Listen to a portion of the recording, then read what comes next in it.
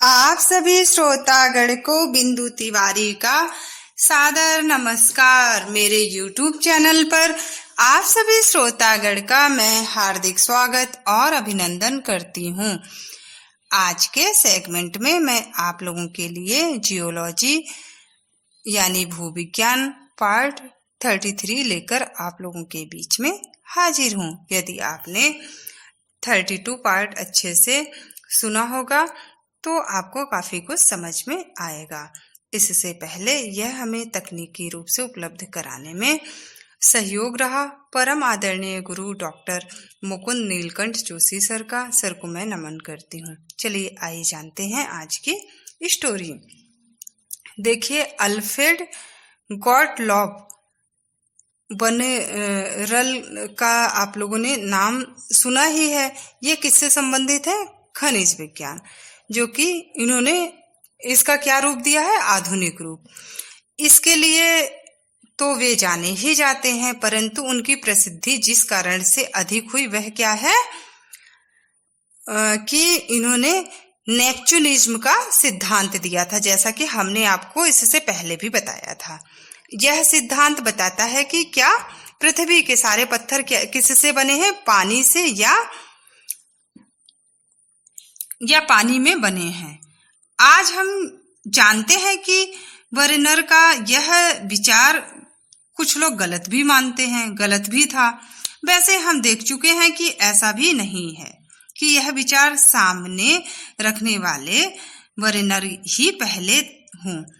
अब देखिए, अगर हम ईसा पूर्व की बात करते हैं 6वीं शताब्दी में, तो यूनानी दार्शनिक जो सेल्थ की बात हमने आपको बताया था, उन्होंने 636 से 546 ईसा पूर्व के समय से यह मत चल ही रहा था।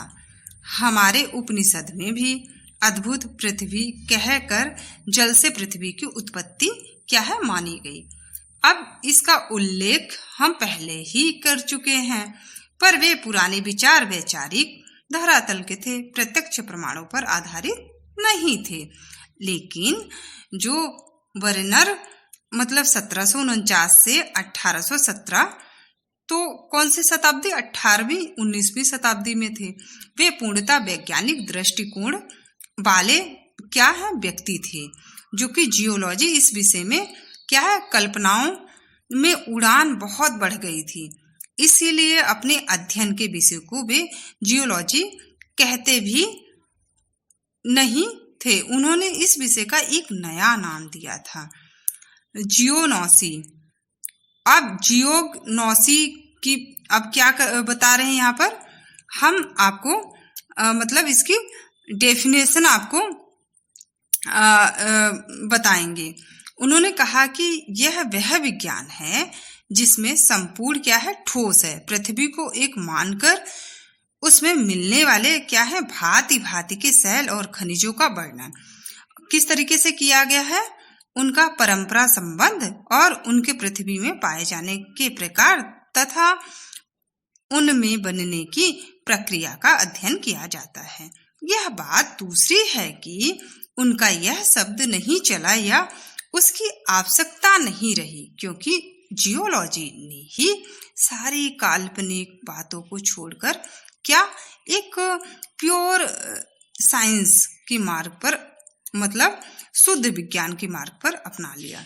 यह विडंबना ही कही जा सकती है कि इतना तर्क शुद्ध विचार करने वाले और बिना प्रमाण कुछ भी ना मानने वाले बर्नर स्वयं नेपच्यूनिज्म के गलत सिद्धांत के प्रतिपादक बनकर पानी के भौरे में फंस गए। अब क्या है कि मनुष्य भाई गलतियां करता है, फिर उसके बाद सीखता है, और बच्चे भी क्या है गिरते हैं और फिर चलने लगते हैं और दौड़ते हैं। यह बात व्यक्ति के लिए जितनी सच है समाज के लिए भी उतनी ही है।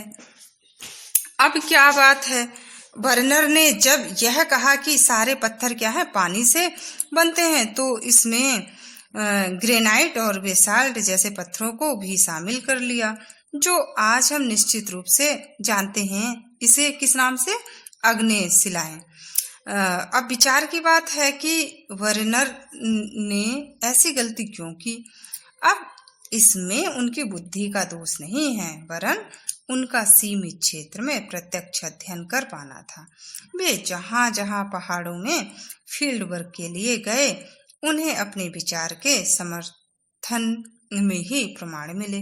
ज्वालामुखी फटते हैं जिनसे अग्नि की लपटें निकलती हैं और उनके साथ गैसें और लावा भी निकलता है। वर्नर को भी यह पता ही था, पर जहां वे रहते थे वहां कोई ज्वालामुखी नहीं था और पहाड़ मिलने वाले पुराने क्या थे, बेसाल्ट पत्थर को, जिससे आज हम जानते हैं कि लावा के ठंडे होने से बनता है। वे ज्वालामुखी सेल क्या है नहीं मानते थे, क्योंकि जहां उन्होंने फील्ड वर्क किया था वह क्या, उन्होंने प्रत्यक्ष देखा कि दो बासाल्ट की परतों के बीच में क्या है, सैंड स्टोन या सेल जैसे निश्चित रूप से पानी में बने हुए सेलों के संस्तरण मिलते हैं। आज हम उन्हें क्या बोलते हैं, इंटरपीनियन वेट्स अर्थात दो लावा स्तरों के बीच मिलने वाले औषधि संस्तरण मानते हैं। पर वर्नर ने सहज मानवीय चूक के कारण या एक बार कोई चीज मान ली तो आदमी को वैसा ही दिखाई देने लगता है, इसीलिए बासाल्ट को भी औषधि माना। ग्रेनाइट बहुतों ने देखा है, इमारतों में या बहुत से घरों में लगा होता है, सफेद, गुलाबी आदि रंगों में मिलता है। खासतौर से आपने जो पुराने जिसके मकान बने हैं, घर बने हैं, तो वहां पर आप ज्यादा देखेंगे इस तरह की चीजें। आपने देखा होगा कि उसमें अलग अलग आकार प्रकार के, अलग अलग रंगों के, भांति भांति के खनिज क्रिस्टल भरे होते हैं। भूविज्ञान में ऐसे सेलों को बोलते हैं क्रिस्टलाइन रॉक्स कहते हैं। ये या तो किससे बने होते हैं, औषधि सेल होते हैं, या इनको क्या है, वर्नर ने देखा और सही जाना कि पानी में भी क्या है, रासायनिक अवक्षेपण से क्रिस्टलाइन चूनास्म जैसे सेल बनते हैं। इसलिए वर्नर ने ग्रेनाइट को भी औषधि मान लिया। यहाँ वे भूल कर गए।